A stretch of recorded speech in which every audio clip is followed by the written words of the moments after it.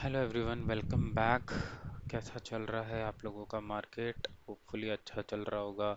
मेरी थोड़ी सी रिकमेंडेशन और सजेशंस अगर सुने होंगे how to be safe in market at this current scenario के टाइम पर। सो जीएसटी अभी एक रीसेंट आया है न्यूज़, होपफुली आप लोग बहुत खुश होंगे। अर्निंग्स बढ़ेगा कंपनीज का, हम लोग खर्चा करेंगे और बूस्ट मिलेगा इकोनॉमी को, कंजम्पशन आगे जाएगा, है ना? ये सब आप लोगों ने सुन लिया होगा, राइट? असली पिक्चर कुछ और ही है। और भी आपको लोगों ने नोटिस दिए होंगे, क्योंकि मार्केट ऊपर क्यों नहीं गया? मेन रीज़न तो वही है ना कि मार्केट ऊपर क्यों नहीं गया जब जीएसटी आपने कम कर दिया। 93,000 करोड़ का फाइनेंस मिनिस्टर अब उनको बोल रहा है कि जीएसटी में लॉस आएगा। बट रिटेलर्स को तो खुश होना चाहिए, भर भर के पैसा डालना चाहिए अब तो। लेकिन नहीं आएगा ना, क्यों नहीं आएगा? मेन रीज़न आपको जो रीज़न बताए जा रहे हैं वो है कॉरपोरेट अर्निंग तो वीक है ही, राइट? एफआईज तो बेच ही रहे हैं। ट्रम्प हमारे पास अभी भी 50% टैरिफ पे अटका है, राइट? जीएसटी से फिस्कल प्रेशर आएगा क्योंकि हमने कम कर दिया। और डिलेड इम्पैक्ट ऑन डिमांड होगी, क्योंकि हमने 22 बोला है तो लोग बाग अभी इतना जल्दी तो खरीदेंगे नहीं, 22 तक बैठेंगे, थोड़ा और एनालाइज करेंगे और फिर उसके बाद खरीदेंगे। ये सारे बेबुनियाद पॉइंट हैं। मेन चीज है जॉब्स ही नहीं है। मेन चीज है E20 का मुद्दा।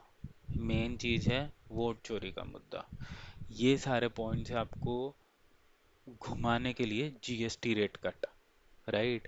नवंबर में इलेक्शन आने वाले हैं, ये सबको पता है। और सबसे पहला पॉइंट अब जो बचेगा, जो मिडिल क्लास एकदम मोदी जी के सपोर्ट में था, वो अब पीछे पड़ जाएगा जॉब के लिए। यहाँ से अगर कुछ भी गड़बड़ होती है एग्जिस्टिंग जॉब में, अगर सर्विसेज पे बात आई, ट्रम्प ने कुछ रिस्ट्रिक्शन लगाए, मोदी जी को बचाना ही पड़ेगा। उनको बोलो टैक्स केयर के पैसों पे आपने खूब भ्रमण करा है, अब वापिस से जाइए, 15 दिन का स्टे लीजिए, talk to Trump and settle down things. China is not trusted party. Russia को आप ट्रस्ट कर लो बट उससे ट्रेड डेफिसिट आप कभी भी सेटिस्फाई नहीं कर पाओगे दाल चीनी चावल देकर, राइट? मिलिट्री इक्विपमेंट्स और ऑयल लेकर आप कभी भी वो सेटल नहीं कर पाओगे। It's high time we we establish our relationship with US again to save our economy, to save at least IT, pharma sectors and manufacturing sectors। नहीं होता है, बहुत बहुत बुरी लगेगी। आप जीएसटी रेट कट देख ही लो, जब आदमी के पास जॉब नहीं रहेगी तो वो कुछ खरीदेगा क्या? और उसके पास जॉब नहीं रहेगी तो ईएमआई देगा कहाँ से, राइट? सो ये एक रेप्लीफाइंग इफेक्ट है जो आपको हमेशा ध्यान रखना पड़ेगा एज एन इकोनॉमी। अगर आप आज जाके बैंक्स खरीद रहे हो, बैंक्स तो वैसे भी स्ट्रेस में आने वाले हैं। एनबीएफसी आप देखो, सबके सब स्ट्रेस में आने वाले हैं। बजाज फाइनेंस एकदम चकाचक भागा है। दूसरे एनबीएफसी, श्रीराम, एचडीएफसी जो अभी रिसेंटली लिस्टेड है वो नीचे गए हैं। क्यों नीचे गए हैं? क्योंकि स्ट्रेस असेट है अभी भी उनकी बैलेंस शीट में, it's not like it is gone.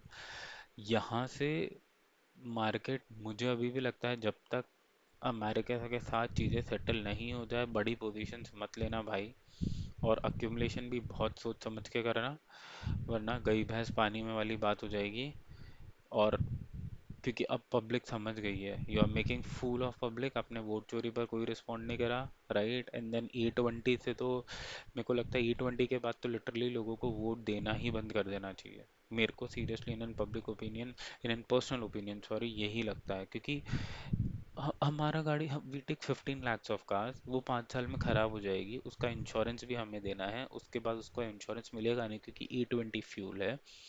हजारों रिपोर्ट ऐसी, राइट? ईवी आप पुश नहीं कर पाए, E20 you are pushing because आपका वो बेटे को बेनिफिट मिले, राइट? जॉब पर जिस दिन बात आ गई फिर जाएगा आदमी। और मिडिल क्लास से पंगा लिया तो ये पार्टी हमेशा के लिए चली जाएगी and we don't want that.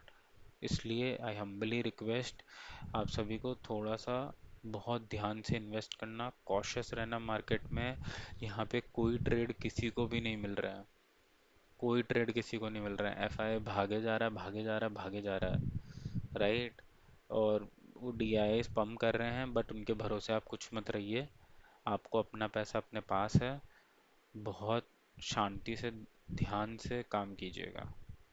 Thank you.